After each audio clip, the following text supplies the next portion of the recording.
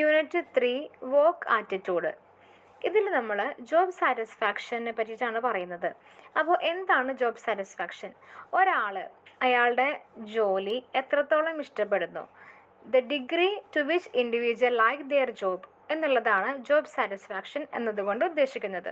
ചില ആളുകൾ വളരെ എൻജോയ് ചെയ്ത് അവരുടെ ലൈഫിൻ്റെ ഒരു സെൻട്രൽ പാർട്ടായിട്ടാണ് അവരുടെ ജോലിയെ കാണുന്നത്. ചില ആളുകൾക്ക് തീരെ ഇഷ്ടം ഉണ്ടാവില്ല വർക്ക് ചെയ്യാൻ, പക്ഷേ അത് അവർക്ക് ചെയ്യണം എന്നുള്ളത് കൊണ്ട് മാത്രം ചെയ്യുന്നതാണ്. അപ്പോൾ ഈ ജോബ് ആറ്റിറ്റ്യൂഡ് ഇതാണ് ഇൻഡസ്ട്രിയൽ ഓർഗനൈസേഷണൽ സൈക്കോളജിയിലും ഓർഗനൈസേഷണൽ ബിഹേവിയറും ഈ രണ്ട് ഡൊമൈൻസിൻ്റെയും മെയിൻ റിസർച്ച് സബ്ജക്റ്റ് ഈ ജോബ് ആറ്റിറ്റ്യൂഡാണ്. അപ്പോൾ ഈ ജോബ് ആറ്റിറ്റ്യൂഡിൻ്റെ മീനിങ്, കോസസ്, കോൺസിക്വൻസസ് ഇതെല്ലാമാണ് നമ്മൾ ഈ യൂണിറ്റിൽ പഠിക്കുന്നത്. ഡെഫിനിഷൻ ഓഫ് ജോബ് സാറ്റിസ്ഫാക്ഷൻ നമ്മൾ നേരത്തെ പറഞ്ഞിട്ടുണ്ടായിരുന്നു. എന്താണ് job satisfaction? The degree which the individual like their job എന്നുള്ളത്. അപ്പോൾ ജോബ് സാറ്റിസ്ഫാക്ഷൻ ഡിഫൈൻ ചെയ്യാനായിട്ട് മോസ്റ്റ്ലി യൂസ് ചെയ്യുന്ന ഒരു ഡെഫിനിഷനാണ് ലോക്ക് 1976 കൊടുത്തിട്ടുള്ളത്. A pleasurable or positive emotional state resulting from the appraisal of one's job or job experiences. ഒരാൾ ഒരു ജോലി ചെയ്യുമ്പോഴോ അല്ലെങ്കിൽ ജോലിയിൽ നിന്നും ഉണ്ടാകുന്ന എക്സ്പീരിയൻസിൽ നിന്നോ അവർക്ക് വളരെ സന്തോഷവും ഒരു പോസിറ്റീവ് ഇമോഷണൽ സ്റ്റേറ്റും ഉണ്ടാക്കുന്ന ഒരവസ്ഥ, അതാണ് ജോബ് സാറ്റിസ്ഫാക്ഷൻ എന്നുള്ളത് കൊണ്ട് ലോക്ക് ഉദ്ദേശിക്കുന്നത്. ഇനി കുക്ക് 1981 ഡിഫൈൻ ചെയ്തിരിക്കുന്നത് job satisfaction is an attitude which manifests itself in evaluation of the job and of the employing organization as contributing suitably to the attainment of one's personal objectives. നമ്മൾ ചെയ്യുന്ന ജോലിനെയും ജോലി ചെയ്യുന്ന ഓർഗനൈസേഷനെയും evaluate ചെയ്യുന്നതിലൂടെ അതിൽ നിന്നും ഒരാളുടെക്ക് personal objectives attain ചെയ്യാൻ പറ്റുന്ന തരത്തിലേക്ക് എത്തിച്ചേരുന്ന ഒരു ആറ്റിറ്റ്യൂഡ്, അതിനെയാണ് കുക്ക് ഡിഫൈൻ ചെയ്തിട്ടുള്ളത്. ഇനി ലാംബർട്ട്, ബാർട്ടൺ, ഹോഗൻ 1999 ഡിഫൈൻ ചെയ്തിരിക്കുന്നത് the fulfilment or gratification of certain needs that are associated with once work. ഒരാൾ ചെയ്യുന്ന ജോലിയോട് ബന്ധപ്പെട്ടിട്ട് അയാൾക്ക് കിട്ടുന്ന ഫുൾഫിൽമെൻറ്റ് അല്ലെങ്കിൽ ഗ്രാറ്റിഫിക്കേഷൻ, ഇതാണ് ഇവർ മൂന്നുപേരും ഡിഫൈൻ ചെയ്തിരിക്കുന്നത്. ഇനി സ്പെക്ടർ 1997 ഡിഫൈൻ ചെയ്തിരിക്കുന്നത് the extent to which people like or dislike their job.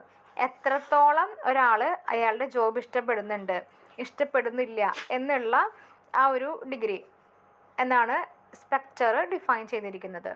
ഇനി നമുക്ക് ഈ ജോബ് സാറ്റിസ്ഫാക്ഷൻ്റെ ക്യാരക്ടറിസ്റ്റിക്സ് എന്തൊക്കെയാണെന്നുള്ളത് നോക്കാം. അപ്പോൾ ഫസ്റ്റ് ക്യാരക്ടറിസ്റ്റിക്സ് ആണ് job satisfaction is an emotional response to a job situation. നമ്മൾ ജോലി ചെയ്യുന്ന സാഹചര്യത്തിൽ നിന്നും ഉണ്ടാകുന്ന ഒരു ഇമോഷണൽ റെസ്പോൺസ് ഉണ്ടല്ലോ, അതാണ് ജോബ് സാറ്റിസ്ഫാക്ഷൻ എന്നാണ് പറയുന്നത്. Such as it cannot be seen, ഇത് കാണാൻ പറ്റില്ല പക്ഷെ ഇൻ്റർഫിയർ ചെയ്യാൻ പറ്റും. നമുക്കൊരു സാറ്റിസ്ഫാക്ഷൻ കിട്ടില്ല, നമ്മൾ നല്ല രീതിയിൽ ജോലി ചെയ്ത് തീർത്തു, ഞാൻ പറയുന്ന കാര്യങ്ങൾ മറ്റുള്ളവർക്ക് മനസ്സിലാകുന്നുണ്ട് എന്നുള്ളത്. അപ്പം അതാണ് ഒരു ഇമോഷണൽ റെസ്പോൺസ് നമുക്ക് കിട്ടുകയാണ്, അതാണ് ജോബ് സാറ്റിസ്ഫാക്ഷൻ. നെക്സ്റ്റ് ക്യാരക്ടറാണ് job satisfaction is the extent to which the working environment meet the job satisfaction needs and expectations of employees. എംപ്ലോയീസിൻ്റെ എക്സ്പെക്റ്റേഷൻസ് എന്തൊക്കെയാണോ അതും അവർ ജോലി ചെയ്യുന്ന വർക്കിംഗ് എൻവയോൺമെൻറ്റും അവർക്കൊരു ജോബ് സാറ്റിസ്ഫാക്ഷൻ ഉണ്ടാക്കി കൊടുക്കുന്നുണ്ട്.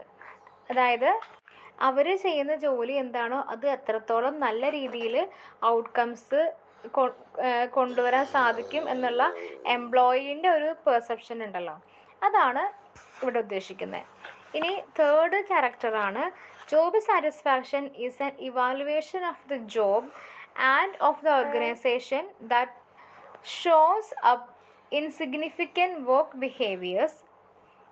ജോബ് സാറ്റിസ്ഫാക്ഷൻ എന്ന് പറയുന്നത് നമ്മൾ ചെയ്യുന്ന ജോലിയുടെ ഒരു വിലയിരുത്തൽ, അതുപോലെ ഓർഗനൈസേഷൻ കുറച്ച് സിഗ്നിഫിക്കൻറ്റ് വർക്ക് ബിഹേവിയേഴ്സ് കാണിക്കുന്നുണ്ട്. അതായത് productivity, absenteeism, turn over, work place deviance, organisational സിറ്റിസൺഷിപ്സ് തുടങ്ങിയ കാര്യങ്ങൾ. അപ്പോൾ നമുക്ക് ഈ ജോബ് സാറ്റിസ്ഫാക്ഷനെ ഒരു ഇമ്പോർട്ടൻ്റ് ജോബ് ആറ്റിറ്റ്യൂഡ് ആയിട്ട് തന്നെ മനസ്സിലാക്കാനായിട്ട് സാധിക്കും. നമ്മൾ എത്രത്തോളം ഒരു ജോബിന് ഇമ്പോർട്ടൻസ് കൊടുക്കുന്നുണ്ടോ അത് തന്നെയാണ് നമ്മുടെ ജോബ് സാറ്റിസ്ഫാക്ഷൻ്റെ ലെവലിലേക്ക് വരുന്നത്.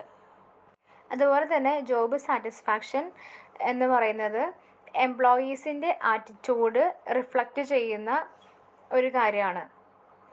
അപ്പോൾ ആറ്റിറ്റ്യൂഡ് എന്ന് പറയുമ്പോൾ അവിടെ 3 എലമെൻറ്റ്സ് ഉണ്ട്: എഫക്റ്റീവ്, കോഗ്നിറ്റീവ് ആൻഡ് ബിഹേവിയറൽ.